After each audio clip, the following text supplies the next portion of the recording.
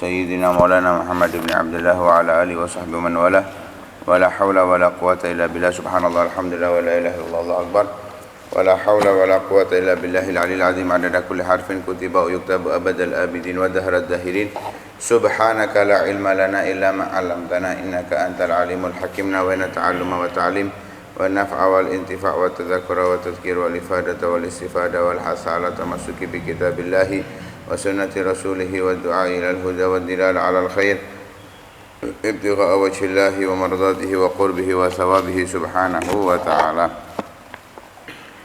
Melanjutkan tentang cerita para wanita yang berharap kepada Sayyidina Abdullah, ayah baginda Nabi SAW. Kemarin disebutkan Ummu Kital, saudaranya Waraqah bin Naufal, berharap untuk dinikahi oleh Sayyidina Abdullah, namun Sayyidina Abdullah menolak. Kali ini ceritakan waqala Abu Bakar Muhammad bin Ja'far bin Sahal al-Kharaiti. Berkata Abu Bakar Muhammad bin Ja'far bin Sahal al-Kharaiti, beliau mengatakan haddatsana Ali bin Harb, haddatsana Muhammad bin Umar al-Qurashi. Aku dikasih kabar oleh Ali bin Harb, yang dia dikasih kabar oleh Muhammad bin Umar al-Qurashi. Haddatsana Muslim bin Khalid, kata yang dikasih kabar oleh Muslim bin Khalid Az-Zanji. Haddatsana Ibnu Jurayj, yang dikasih kabar oleh Ibn Jurayj. An Atha ibn Abi Rabah, dari seorang tabi'in yang bernama Atha bin Abi Rabah. An Ibn Abbas, dari Sayyidina Abdullah bin Abbas sepupu Nabi SAW. Qala, beliau berkata, beliau menceritakan, lamman talaqa Abdul Muttalib ibnihi Abdullah liyuzawwijahu.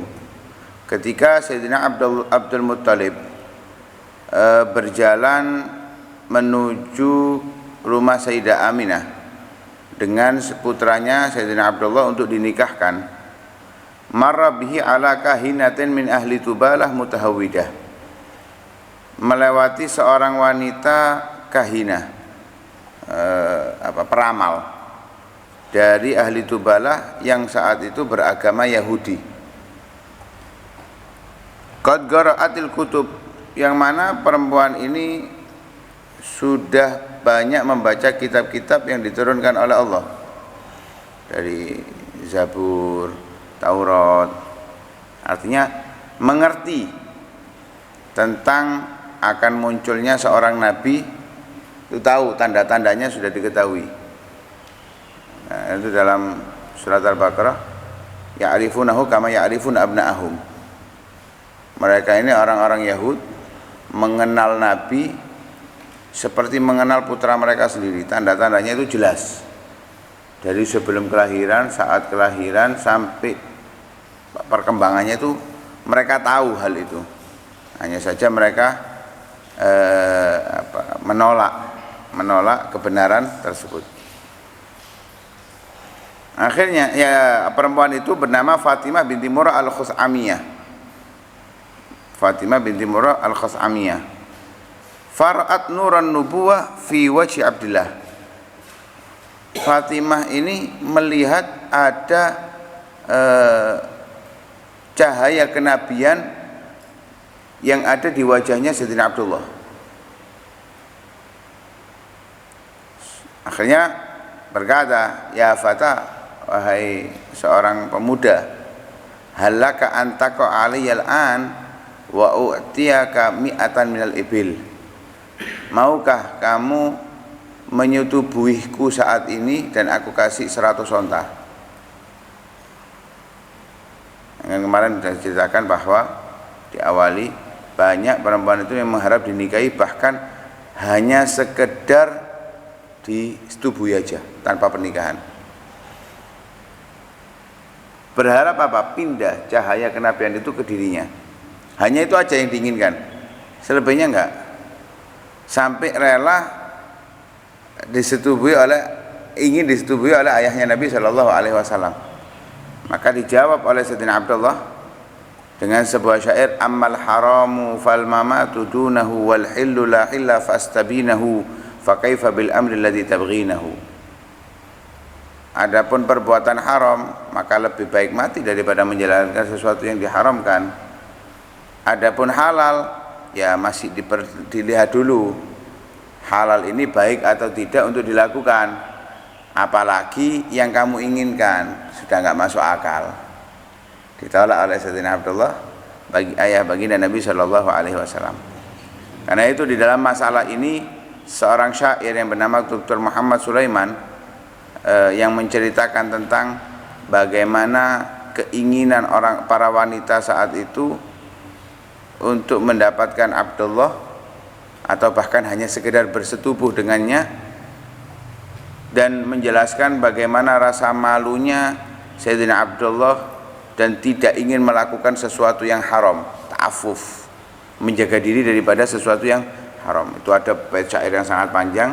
Di antara baitnya, wa bil inayati qad rubbita fi adabin wa sanakallahu min fukhshin wa min zalali. Dengan pantauan Allah, kamu telah dididik di dalam satu adab, dan Allah jaga kamu daripada perbuatan keji dan perbuatan yang salah. Dijaga oleh Allah Subhanahu wa taala. Wa kunta athar abna'in hadhitan bima lam yahdahu waladun min hubbihil jazali. Dan kamu telah menjadi orang yang paling diperhatikan, mendapatkan cinta yang tidak didapatkan oleh yang lainnya daripada anak-anaknya. Jadi Sayyidina Abdul Muttalib itu sangat betul-betul memberikan cinta yang sangat besar kepada putranya Abdullah. Adapun syair yang di bawahnya itu tidak termasuk dari syairnya Dr. Muhammad Sulaiman, dan itu juga ada sedikit yang hilang. Summa madha ma'abihi fazawwajahu Aminah binti Wahab bin Abdi Manaf bin Zuhrah. Kemudian ditinggal itu wanita, berjalan, dinikahkan dengan seorang wanita yang bernama Aminah binti Wahab bin Abdi Manaf bin Zuhrah. Fa aqama inda thalathan, tinggal di sana selama 3 hari. Summa inna Abdullah atal kahina. Kemudian Sayyidina Abdullah ini mendatangi kahina tadi, Fatimah binti Murrah al-Khas'amiyah tadi. Akhirnya si kahina tadi mengatakan, "Ma sana'ta ba'di?" Terus sekarang kamu mau apa? Katanya si kahina tadi itu, seorang peramal tadi. Fa akhbaraha, dikasih kabar kalau dia sudah menikah. Katanya perempuan ini, "Wallahi ma ana bi sahibati Raibah." Demi Allah, aku sekarang sudah tidak ragu lagi. Maksudnya tidak ingin melakukan hal itu lagi. Tidak ingin kamu bersetubuh dengan aku kalau sekarang. Kenapa? Walakinni ra'aitu fi wajhika nuran faratu an yakuna fiya. Kemarin aku melihat di wajahmu ini ada cahaya, aku berharap cahaya itu pindah pada diriku. Wa aballahu illa an yaj'alahu haitsu arad. Tapi ternyata Allah tidak menghendaki kecuali apa yang dikehendaki oleh Allah Subhanahu wa taala. Sudah tidak ada cahaya tadi itu, sudah berpindah dari ayahnya Nabi ke ibundanya Nabi sallallahu alaihi wasallam. Diriwayatkan oleh Imam Baihaqi dan Abu Nuaim an Ibnu Syihab rahimahullahu taala, beliau berkata, "Kana Abdullah ahsana rajulin ru'yaqat." Ayahnya Nabi itu laki-laki paling tampan yang pernah dilihat saat itu. Kharaja yauman ala nisa Quraisy. Keluar di hadapan para wanita Quraisy. Sehingga qalat imra'atun minhun, di antara mereka ada yang berbicara, "Ayyatukunna tatazawwaju bihadzal fata fatastub ay tadkhul wa taskub an-nur alladhi baina 'ainayhi fa inni ara baina 'ainayhi nuran." Kemudian ada satu wanita yang mengatakan dari mereka, "Siapa di antara kalian yang menikah dengan pemuda ini, maka kalian akan bisa mendapatkan cahaya yang sangat besar yang ada di wajahnya seorang pemuda ini. Karena aku lihat di antara kedua matanya, ya di jabin, ya, itu terlihat ada cahaya yang berbeda dengan yang lainnya." Nah, ternyata yang menikahi adalah Sayyidah Aminah binti Wahab. Di dalam riwayat yang lain yang diriwayatkan oleh Zubair bin Bakar dari Saudah binti Zuhra bin Kilab al-Kahina, dari Saudah binti Zuhra bin Kilab al-Kahina, dia berkata kepada Bani Zuhra, keluarganya Sayyidah Aminah, "Inna fikum nadhirah." Autalidu nadhiron, sesungguhnya di antara kalian para wanita Bani Zuhra ini ada seorang nadhirah yang akan menunjukkan orang jalan yang benar, menghindarkan orang dari jalan yang salah. Atau kalau tidak, ada di antara kalian itu perempuan yang melahirkan seorang nadhir. Nabi SAW disebut basyiran wa nadhira. Fa'aridu alayya banatikum, kalau gitu coba tunjukkan padaku putri-putri kalian, ya, gadis-gadis kalian. Akhirnya tunjukkan. Setiap dari mereka dikasih ucapan yang akan nampak hasil kebenarannya itu di waktu yang akan datang, sampai ucapan terakhir masuk kepada Sayyidah Aminah. Ketika berbicara kepada Sayyidah Aminah, Saudah binti Zuhra ini, beliau mengatakan hadhihin nadhirah aw talidu nadhiran lahu, talidu nadhiran lahu sya'nun wa burhanun munir.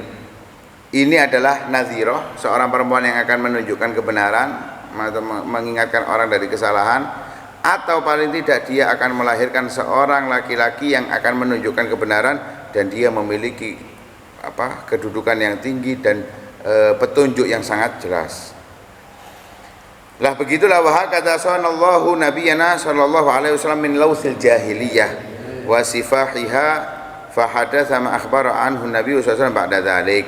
Begitulah Allah menjaga nabi kita Nabi Muhammad sallallahu alaihi wasallam dari kotoran jahiliyah, ya, dari busuknya masa jahiliyah, dijaga oleh Allah Subhanahu wa taala, dan dari perzinahan yang terjadi di masa itu, ya, dengan pernikahan-pernikahan yang batil yang mereka adakan, ya. Sehingga beliau menceritakan apa yang ada pada hadis-hadis yang disebutkan dari Nabi Shallallahu Alaihi Wasallam, sebagaimana sudah kita bahas, diriwayatkan oleh Sayyidina Ali bin Abi Thalib bahwa Nabi Shallallahu Alaihi Wasallam bersabda, kharajtu min nikahin walam akhruj min sifah. Aku keluar daripada pernikahan, bukan keluar daripada perzinahan. Min ladun Adam ila an waladani abi wa ummi, dari masa Nabi Adam sampai aku dilahirkan oleh ayah dan ibuku. Lam yusibni min sifahil jahiliyah syai', tidak mengenaiku daripada perzinahan di dalam di masa jahiliyah sedikit pun. Kemudian dari riwayat Ibnu Abbas radhiyallahu anhuma bahwa Rasul sallallahu alaihi wasallam bersabda, lam yaltaqi abawaya qattu ala sifah. Orang tuaku tidak pernah tersentuh dari perzinahan sama sekali. Wa lam yaltaqiya ala sifahin qat, kalau di dalam di dalam Maulid Tiba, wa lam yaltaqiya ala sifahin qat. Lam yazalillahu yanquluni minal aslabil thayyibah ila lahami tahira musaffan muhadzaba.